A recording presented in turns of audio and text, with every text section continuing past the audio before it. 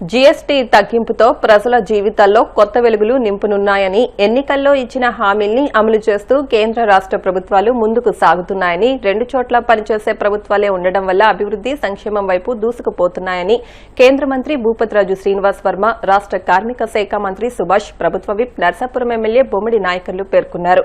పశ్చిమ గోదావరి జిల్లా నర్సాపురంలో super GST super savings కార్యక్రమంలో భాగంగా పడవలతో వశిష్ట గోదావరిలో వినూత్నంగా అవగాహన ర్యాలీ నిర్వహించారు. వలందర్ రేవు నుంచి రాజులంక వరకు సుమారు 100 పడవలతో సాగిన ర్యాలీలో మత్స్యకారులు అధిక సంఖ్యలో పాల్గొన్నారు.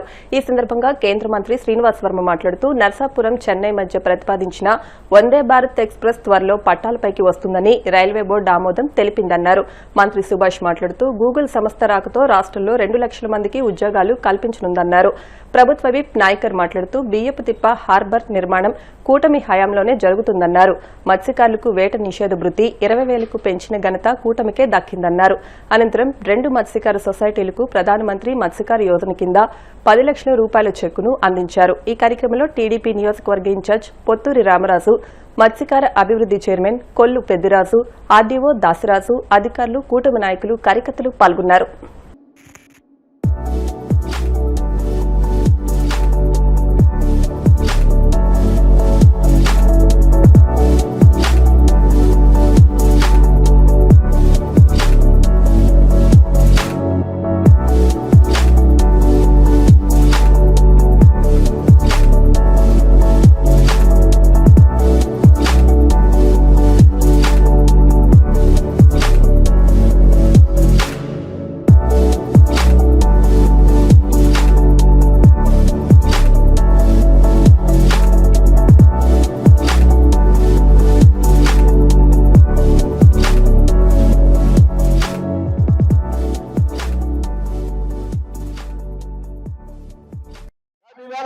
ప్రజల కోసం పనిచేసే ప్రభుత్వాలు రాష్ట్రంలో కేంద్రంలో అధికారంలో ఏదైతే చంద్రబాబు నాయుడు గారు, పవన్ కళ్యాణ్ గారి నేతృత్వంలో రాష్ట్రంలో ఎన్డీఏ కూటమి, నరేంద్ర మోడీ గారి నాయకత్వంలో కేంద్రంలో ఎన్డీఏ కూటమి ఇవాళ ప్రజల యొక్క అవసరాలను తీర్చే విధంగా, సామాన్య ప్రజల యొక్క కష్టాలను గుర్తించి వారి జీవన బాగోగులను మార్చే విధంగా ప్రయత్నం చేస్తున్నారు అనేటువంటి విషయాన్ని ఈ సందర్భంగా మనంతా కూడా గ్రహించాలి మిత్రులారా.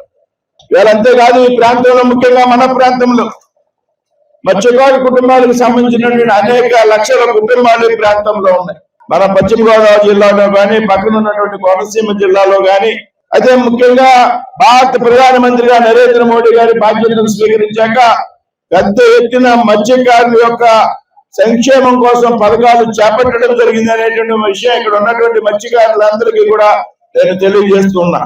ప్రధానమంత్రి మత్స్య సంపద యోజన ద్వారా కొన్ని వేల లక్షల కోట్ల రూపాయల మత్స్యకారుల సంక్షేమానికి ఖర్చు పెడుతున్నటువంటి ప్రభుత్వం కేంద్రంలో ఉన్నటువంటి ఎన్డీఏ ప్రభుత్వం. పెద్ద ఎత్తున ఆక్వా పరిశ్రమను ఏర్పాటు చేయడం కోసం కోల్డ్ చైన్ లింక్ సిస్టమ్ ఏర్పాటు చేసి పెద్ద ఎత్తున సబ్సిడీల ద్వారా మత్స్యకారుల యొక్క జీవనానికి ఉపయోగపడుతున్నటువంటి ప్రభుత్వం ఎన్డీఏ ప్రభుత్వం.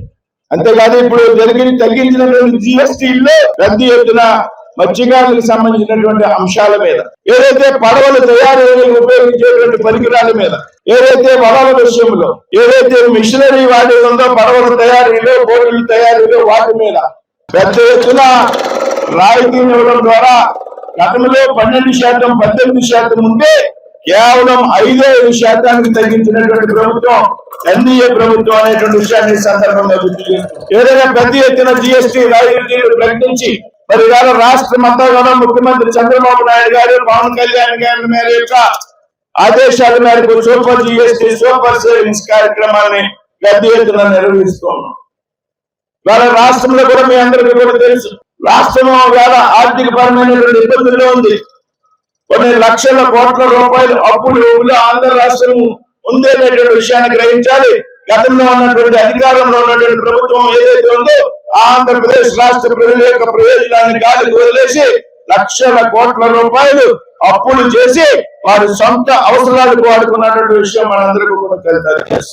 అదే రాష్ట్రంలో ఎన్నికల ముందు కూటమి చంద్రబాబు నాయుడు గారు కొన్ని హామీలు ఇవ్వడం జరిగింది. పవన్ కళ్యాణ్ గారు సూపర్ 6 పథకాలను అమలు చేస్తామనేటువంటి విషయాన్ని ప్రకటించడం జరిగింది. అయితే అధికారంలోకి వచ్చిన వెంటనే ఏమాత్రం కూడా వెనకడుగు వేయకుండా ఆర్థిక పరమైన ఇబ్బందులు ఉన్నప్పటికీ కూడా సూపర్ 6 అమలు చేసేటువంటి ప్రభుత్వం రాష్ట్రంలో ఉన్నటువంటి ప్రభుత్వం అనేటువంటి విషయాన్ని ఈ సందర్భంగా మీ అందరికీ కూడా తెలియజేస్తుంది. ఏ విధంగా సూపర్ 6 పథకాలను అమలు చేసినటువంటి భాగంగా పెద్ద ఎత్తున గత సెప్టెంబర్ 11 నాడు సూపర్ హిట్ అనేటువంటి కార్యక్రమానికి లక్షలాది మంది ప్రజలు నిరాదరణ పెట్టడం జరిగింది. కేంద్రంలో రాష్ట్రంలో ప్రజల కోసం పనిచేసేటువంటి ప్రభుత్వాలకి మీరు ఓటు ఇవ్వడం జరిగింది. కేవలం మూడు తీర్పిచ్చినటువంటి ఆధారంగానే ఇవాళ రాష్ట్రంలో కేంద్రంలో ప్రజల సంక్షేమం కోసం పనిచేసేటువంటి ప్రభుత్వాలు ఏర్పడ్డాయనేటువంటి విషయాన్ని మనం అందరం ముందు గుర్తుంచుకోవాలి. రాబోయేటువంటి రోజుల్లో కూడా ఆంధ్ర రాష్ట్ర అభివృద్ధి పనిచేసేటువంటి కూటమిలో ఉన్నటువంటి పార్టీలు కానీ ప్రభుత్వాలు కానీ ఉన్నాయో వాటన్నింటికీ కూడా మనం పెద్ద ఎత్తున మద్దతు ఇవ్వాలనేటువంటి విషయాన్ని మీ ముందు ఉంచుతూ మరొకసారి ఈ విధంగా కార్యక్రమాన్ని పెద్ద ఎత్తున ఒక ప్రత్యేకమైనటువంటి శైలిలో నాయకులు గారు అక్కడ లేని విధంగా వేళ పెద్ద ఎత్తున గోదావరి తీరాన ఈ విధంగా పడవల మీద వేలాది మంది ప్రజలు మధ్య జిఎస్టీ వేడుకలు నిర్వహించినటువంటి ఘనత నాయకులు గారికి దక్కుతుంది. ప్రత్యేకంగా సేవింగ్స్ దేశవ్యాప్తంగా గౌరవ ప్రధాని నరేంద్ర మోడీ గారి ఆశీస్సులతో మరి కేంద్ర ఆర్థిక మంత్రి వర్యులు గౌరవ నిర్మలా సీతారామన్ గారి నేతృత్వంలో గతంలో ఎప్పుడూ జరగని విధంగా ఏ ప్రభుత్వాలు సాహసం చేయలేనిది బడుగు బలహీన వర్గాల ప్రజల కోసం మధ్య తరగతి కుటుంబాల కోసం మరి ఏర్పాటు చేసినటువంటి ఈ జిఎస్టి విధానాన్ని మరి మనందరూ కూడా మనస్ఫూర్తిగా అభినందించాల్సిన అవసరం ఉంది. మరి ఎందుకంటే గతంలో చూసుకున్నా ఏ ప్రభుత్వాలు వస్తున్నా ఏ ప్రభుత్వాలు వచ్చినా రోజులు గడిచినా దేని మౌలిక వసతులు కానీ అదే నిత్యావసర వస్తువులు కానీ మనం వాడుకునే వాహనాలు కానీ రేట్లు పెరిగినాయో తప్ప కానీ ఏ రోజు కూడా తగ్గిన సందర్భం లేదు. మరి అలాంటి పరిస్థితుల్లో మరి భారతీయ ప్రజలకు ఆర్థికంగా దెబ్బతిన్నారు. వీరందరికీ కూడా ఈ కూటమి ప్రభుత్వం అండగా ఉండాలన్న ఆలోచనతోటి మరి ఎన్డీఏ ప్రభుత్వం కోట్లాది రూపాయలు ఇబ్బంది వచ్చినా సరే ప్రతి ఒక్కరికి కూడా అందుబాటులో ఉండే విధంగా ఈ జిఎస్టీ విధానం తీసుకొచ్చారు.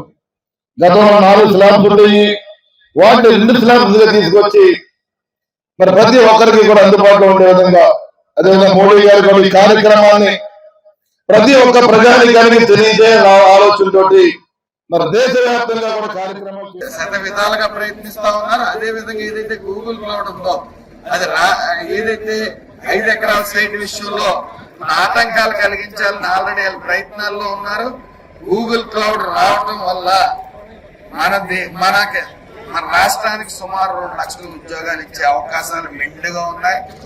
ఏదైతే ఈ విష ప్రచారాలు చేసి 11 సీట్లు పరిమితం అయ్యారో మళ్ళీ వాళ్ళు కనీసం ప్రతిపక్ష హోదా రావడం కూడా సాధ్యపడిన విషయం అని ఈ ఆంధ్ర రాష్ట్రంలో మళ్ళీ ఈ వైఎస్ఆర్సీపీ పార్టీ తుడిచికి పెట్టుకోవడం అసలు సిగ్గుండా.